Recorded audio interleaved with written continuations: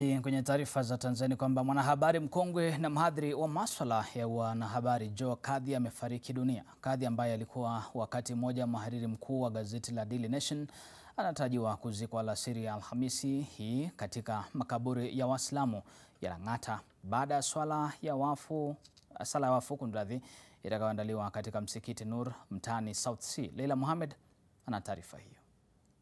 He was a managing editor at the Nation, and he had all the stories about how the president called one day and everybody, would stand up, talked about some of his colleagues would stand up when the president called, and it was always interesting. So he expected that you knew how to apply all the principles of journalism and reflect the brand of journalism that the Nation then promoted and continues to promote.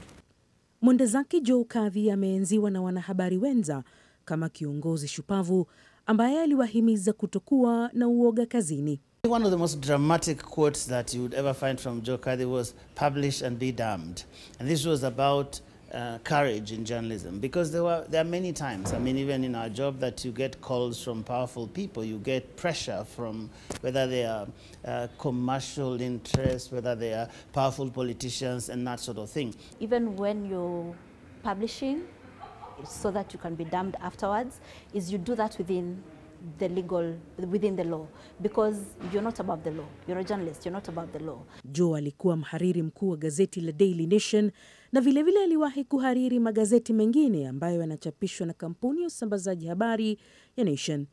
Wangethi Mwangi alijiunga na kampuni ya NMG mnamo mwaka 1980 na kufanya kazi chini ya Kadhi ambaye wakati huo alikuwa meneja mkuu katika jumba la Old Nation ambalo linasimama kwenye barabara ya Tom Mboya.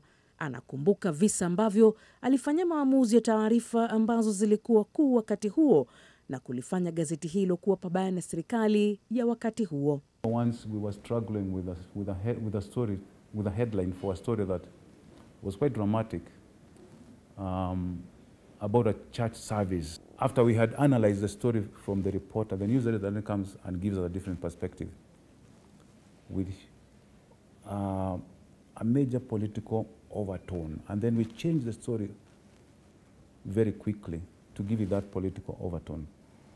And then when the time now came to decide where to place it and what headline to give it, Joe read it and quickly suggested a headline that we wouldn't have thought of, something to do with a plot to overthrow the government or something like that.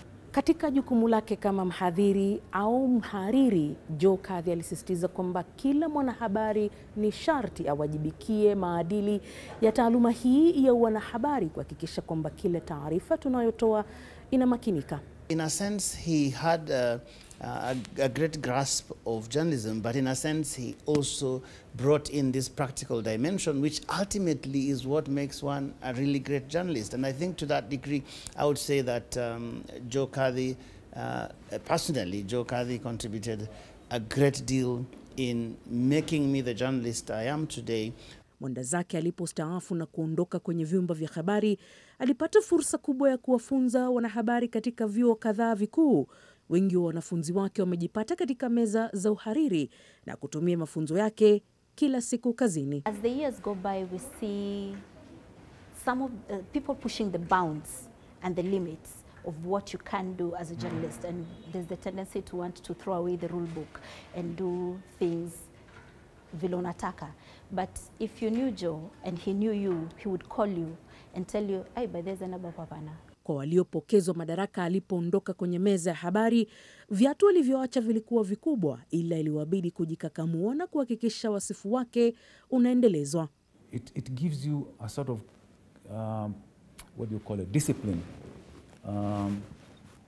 that then inspires you to think about nothing else but the job at hand. Wherever you are thinking about something that you need to complete at the office. You drop what you are doing and rush to the office and finish up with the story.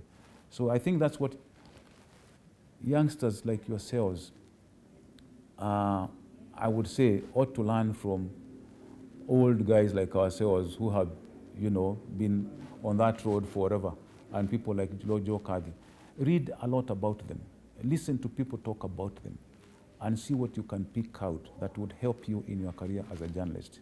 Kadhi aliyefariki katika hospitali moja jijini Nairobi atazikwa alasiri katika makaburi ya Waislamu Lang'ata, huku familia ikisema kwamba kifo chake kilitokea siku 3 baada ya kifo cha mke wake. Until this minute, we have not been told by any of the political parties what they stand for. Leila Mohamed, NTV.